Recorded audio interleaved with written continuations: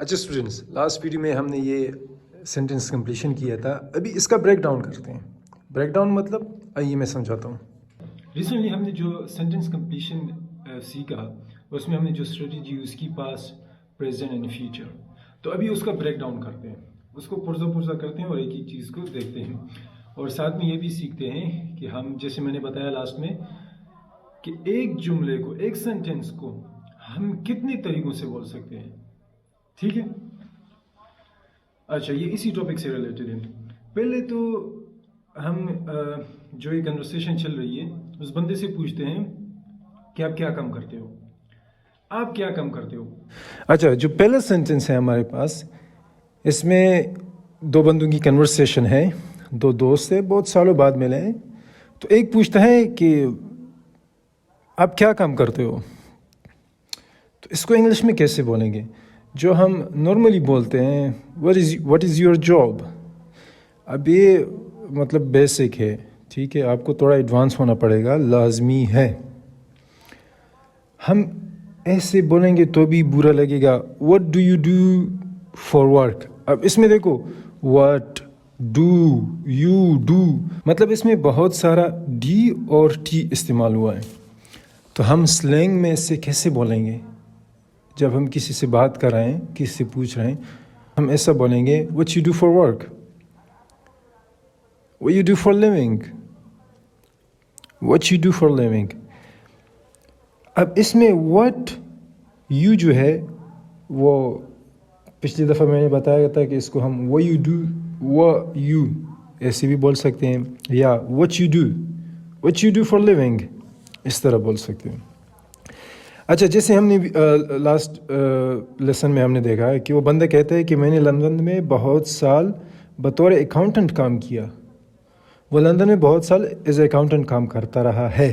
ٹھیک ہے، اب اس میں یہ بندہ جو بات کر رہا ہے یہ پاسٹ میں بول رہا ہے، پاسٹ انڈیفینٹ ٹینس میں بول رہا ہے، اور پاسٹ میں ہم ورب کا سیکنڈ فارم یوز کرتے ہیں.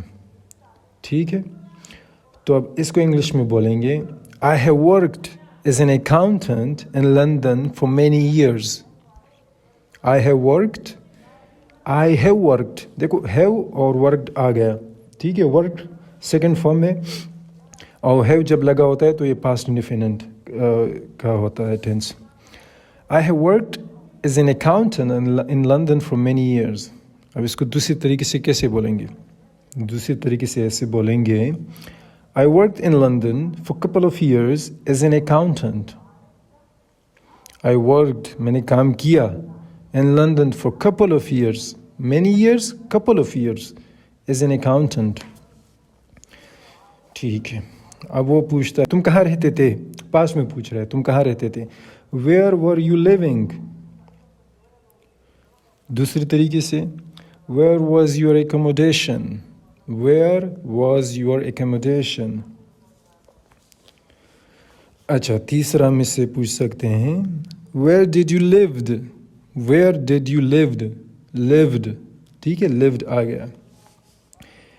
اچھا، اس سے پہلے سینٹینس میں ہم نے what you کو what you بولا تھا یا what you بولا تھا. ٹھیک ہے، اب ادھر did you ہے، تو جیسے ابھی ہم نے پوچھا Where did you lived، اب ہم یہاں did you کو بولیں گے Where did you lived، did you بن جائے گا جب ہم کنورسیشن کر رہے ہوتے ہیں. دیکھیں ایک بات سنیں، آپ اگر گرامر سیکھتے ہیں یا گرامر سیکھ چکے ہیں تو وہ اس لیے نہیں ہے کہ آپ جو ہے نا ساری زندگی گرامر کا پیپر دیں گے. زبان آپ اس لیے سیکھ رہے ہیں تاکہ کسی بندے سے آپ بات کریں، یا آپ باہر جا رہے ہو یا باہر ہو، یا آپ ادھر ہی بیٹھ کے کسی کے ساتھ آن لائن فری لانسنگ یا کمیونیکیشن کرتے ہو، تو آپ کو زبان سیکھنی ہے. تو جب آپ زبان سیکھتے ہیں، آپ بولتے ہیں، تو آپ کوشش کریں گے کہ آپ اسی جو نیٹیو بندہ ہے، جو وہاں کا جو زبان جس کی اصل مادری زبان ہے وہ کس طرح بولتا ہے، آپ اس کی طرح بولو گے. آپ ہر جگہ what did you do، where are you اس طرح نہیں بولیں گے، بڑا عجیب سا لگتا ہے. میں بار بار یہی کہتا ہوں. ٹھیک. اچھا، تو جب آپ نے پوچھا تم کہاں رہتے تھے، اس کا انگلش میں آ گیا Where did you lived.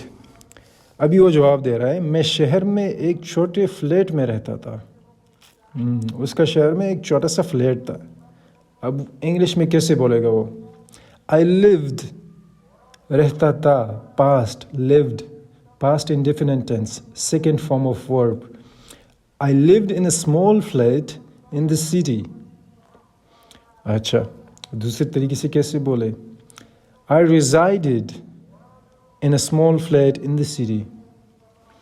تیسرا I was settled in a small apartment in the city. دوبارہ سنیں. I was settled in a small apartment in the city. اب lived جو ہے یا live یا living اس کی جو synonyms ہیں resided lived کی جگہ resided settled ایک اور بھی ہے inhabit لیکن وہ ہم نان living things کے لیے زیادہ تر استعمال کرتے ہیں ایسے کنورسیشن میں ہم نہیں استعمال کرتے اور فلیٹ کو تو آپ اپارٹمنٹ بھی بولتے ہو ٹھیک ہے ایک برٹش ہے اور ایک امریکن ہے. اچھا ایک آخر میں ایک بونس پوائنٹ ہے آپ کے لیے بونس ٹپ سمجھ لیں.